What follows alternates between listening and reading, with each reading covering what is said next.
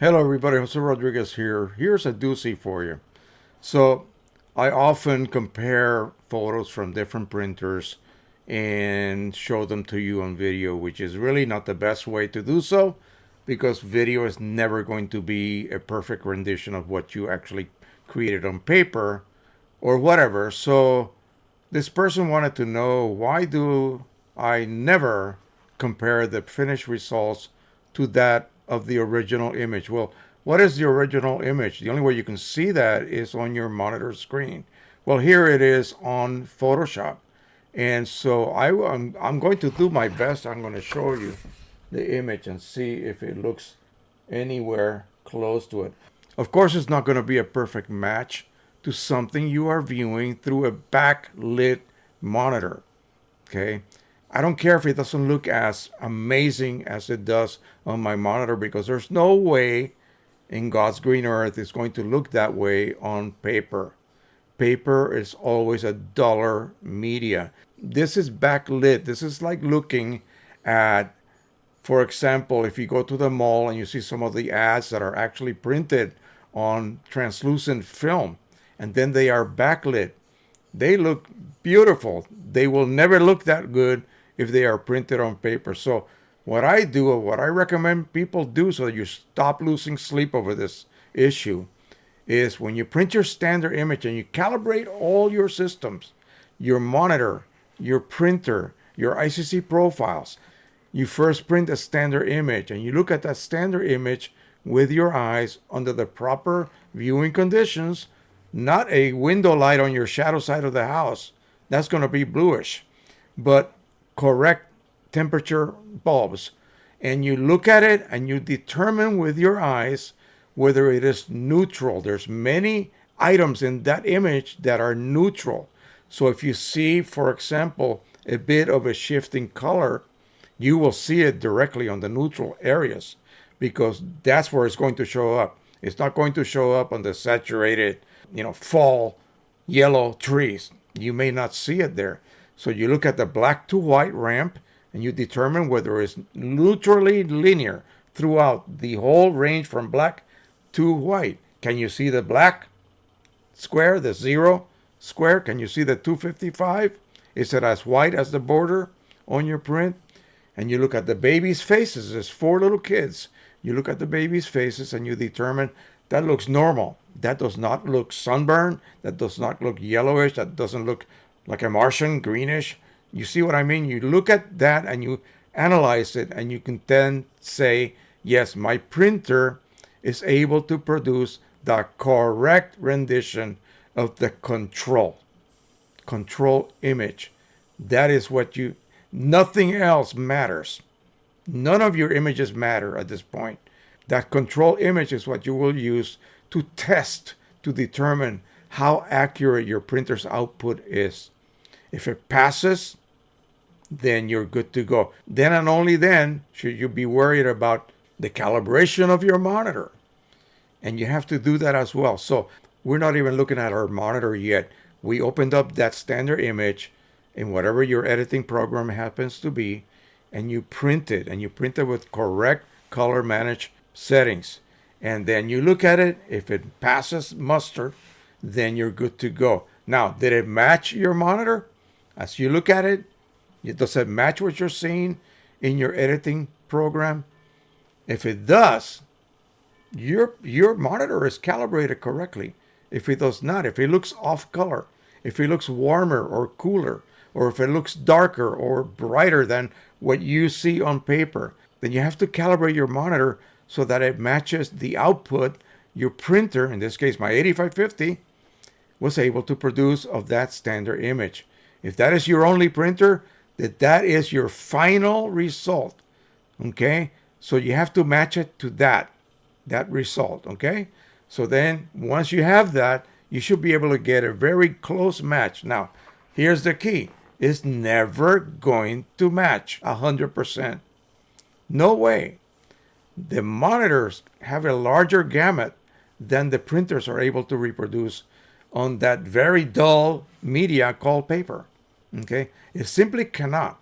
It cannot give you that super bright result. So why would I go back again, and lose sleep, pulled the last few hairs of my head.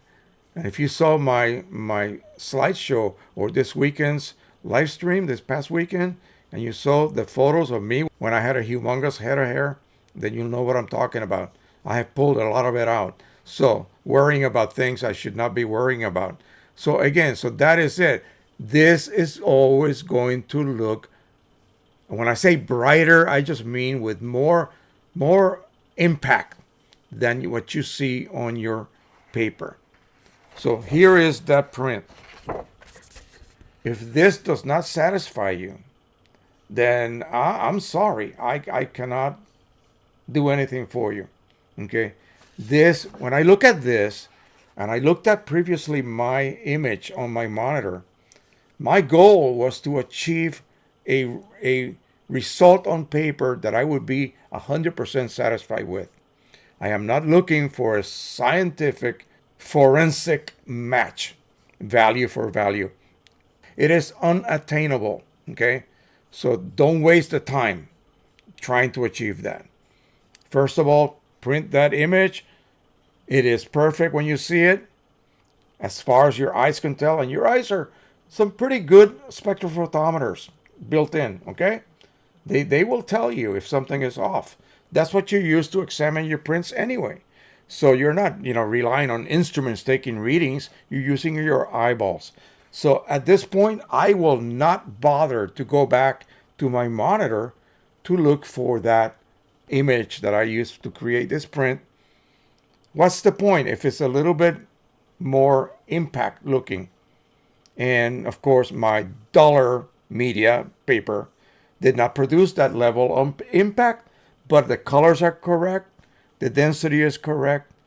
I'm satisfied. That is it. That is it.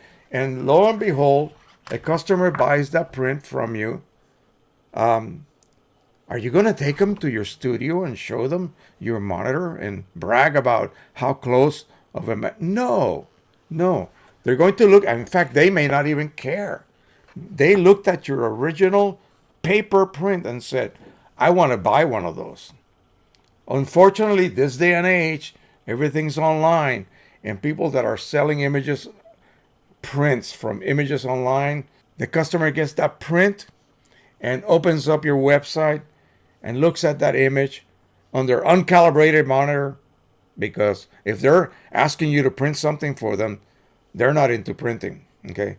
And they're going to see a mismatch because their monitor is not calibrated. That is the so-called conundrum here. So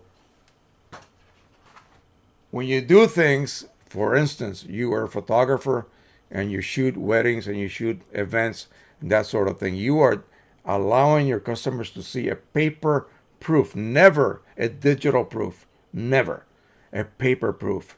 And that way, when you print that then larger at the final size, it's going to match that paper proof.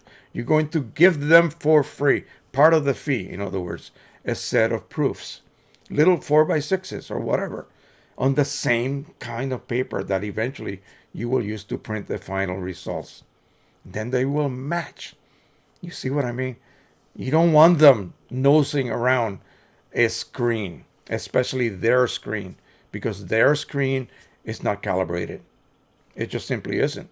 95% of people that are computer owners don't have calibrated screens, okay, like we do. So just keep that in mind. It's just never going to match. So the idea of, me making comparisons between printers and not showing you what the original image looks like, it's just crazy. It's just crazy. I'm trying to show you, when I show you, say, a print from same image on 3 printers, is showing you the differences between those 3 printers, what they produce on paper. Okay? Just keep that in mind. And again, just don't drive yourself crazy trying to, come up with comparisons that are just really irrelevant at this point. You want a print that looks natural. When you see somebody and they have an unnatural tan because they use some, you can tell immediately, right? The same thing with prints. You can look at them and immediately you say, oh man, they just oversaturated the hell out of that image. Yeah. So use your eyes. They will not fail you. And just be satisfied with the actual result on paper. When you try to compare it to your monitor, you're going to be disappointed because this is always going to have a larger impact of what the print on paper gives you. That is it for now. Thank you so much for subscribing, sharing, and liking. And when you subscribe, make sure you hit that little bell. I'm going to start saying that from now on because apparently everyone is doing it. So, all right, so that is it. Happy printing, everybody, and bye bye.